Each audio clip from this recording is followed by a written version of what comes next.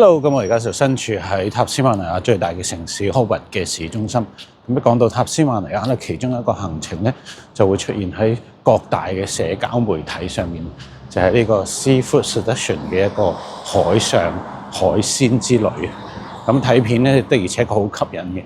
咁但係睇價錢咧，我都打咗個突。原來咧每位咧係要3500蚊港紙，咁就會喺船上面咧食一啲新鮮嘅海鮮，同埋飲香檳啊、飲白酒啊、紅酒啊咁樣。咁但係既然都奶啦，咁就去試一次啦。咁抵唔抵就等你哋話翻俾我聽。從市區中央嘅酒店咧行10分鐘到，我哋就到咗呢個 Hobart 嘅碼頭。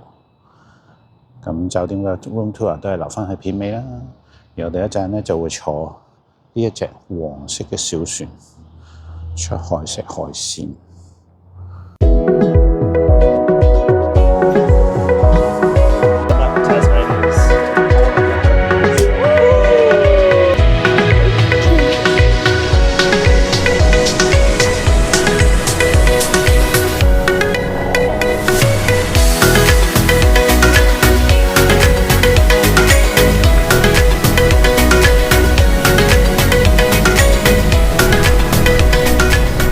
A few moments later.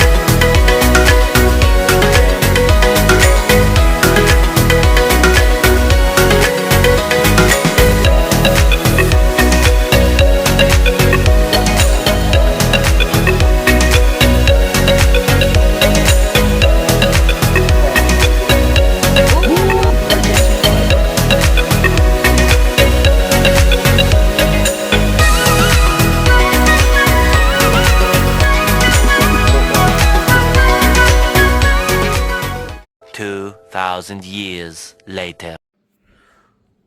我哋已經飲飽食醉，翻到酒店啦。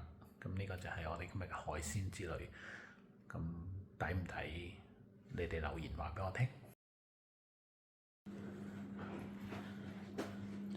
住完一日豪宅之後，今日去翻 Hobart 住一眼睇晒嘅酒店房。咁呢間酒店咧，廁所同埋沖涼房都係 share 嘅。咁每一層有一男一女，咁有2格沖涼房，1格廁所。咁 total 有7間房就 share 用。